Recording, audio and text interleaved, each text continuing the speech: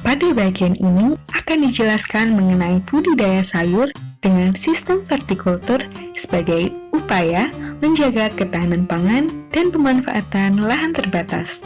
Selama pandemi COVID-19 ini, ketahanan pangan menjadi permasalahan global. Padahal, pangan adalah kebutuhan utama bagi setiap manusia untuk bertahan hidup, terutama konsumsi sayuran untuk meningkatkan imun tubuh. Permasalahan pangan ini juga terjadi karena ketersediaan lahan untuk bercocok tanam sangatlah minim, terutama di daerah permukiman. Berdasarkan permasalahan tersebut, diperlukan pemanfaatan pekarangan rumah untuk meningkatkan kecukupan, ketahanan, dan kemandirian pangan. Salah satu cara untuk memanfaatkan lahan pekarangan yang dapat diterapkan adalah sistem vertikultur. Kira-kira sistem vertikultur itu apa ya? Sistem vertikultur merupakan teknik bercocok tanam secara vertikal dengan menyusun tanaman dari bawah ke atas. Sistem ini tidak jauh berbeda dengan teknik bercocok tanam konvensional. Hanya saja, cara penyusunan tanamannya berbeda. Vertikultur dapat menjadi solusi masyarakat dalam mengembangkan pertanian untuk memenuhi kebutuhan pangan keluarga. Lalu, manfaat sistem vertikultur apa saja sih? Yang pertama, efisiensi penggunaan lahan. 2. Penghematan penggunaan pupuk dan pestisida. 3. Dapat dipindahkan dengan mudah karena tanaman diletakkan dalam wadah. 4. Pemeliharaan tanaman sangat mudah. 5. Menambah keindahan pekarangan. Dan 6. Hasil dapat dipanen untuk menjaga ketahanan pangan keluarga. Menarik bukan? Penasaran dengan cara pembuatnya? Hal pertama yang harus kita lakukan adalah menyiapkan alat dan bahan. Alat yang dibutuhkan untuk membuat vertikultur sayur antara lain botol plastik bekas, media tanam, solder untuk melubangi botol, tali, benih sayuran, gunting dan pisau, penggaris, batang atau ranting kayu kecil sebagai stopper, dan spidol. Selanjutnya, kita masuk ke tahap pembuatan. Tahap pertama adalah persiapan wadah. Cuci bersih botol plastik bekas. Buat pola potongan membentuk persegi panjang dengan ukuran lebar 6 hingga 7 cm dan panjang menyesuaikan ukuran botol. Potong botol sesuai pola yang sudah dibuat.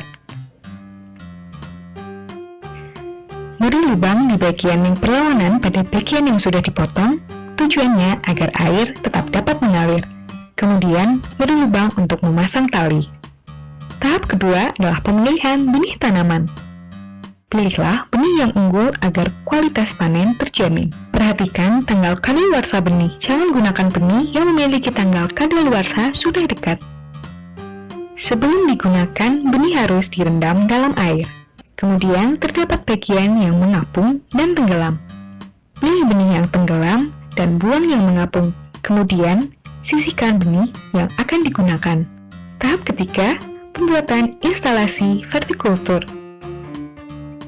Ikat stopper dan masukkan tali pada lubang yang sudah dibuat. Kemudian, ikat bagian mulut botol. Ulangi tahap ikat pada botol-botol selanjutnya, sehingga akan diperoleh instalasi seperti ini. Tahap 4 adalah penanaman. Diawali dengan memilih tempat untuk memasang instalasi vertikultur. Pastikan tempat tersebut mendapatkan sinar matahari yang cukup untuk tanaman. Kemudian, isi botol dengan media tanam hingga penuh atau secukupnya. Siram media tanam dengan air hingga basah secara keseluruhan. Buat lubang tanam kurang lebih setengah hingga 1 cm. Untuk benih yang berukuran sedang dapat ditanamkan ke dalam lubang sebanyak 1 hingga 2 biji. Lalu tutup lubang tanam. Contohnya seperti kangkung. Untuk benih bayam, sawi, selada dan tomat dapat ditabur atau letakkan sejumput benih ke dalam lubang. Tahap 5, pemeliharaan. Penyiraman tanaman sayur dapat dilakukan minimal 2 kali dalam sehari, yaitu pada pagi dan sore hari.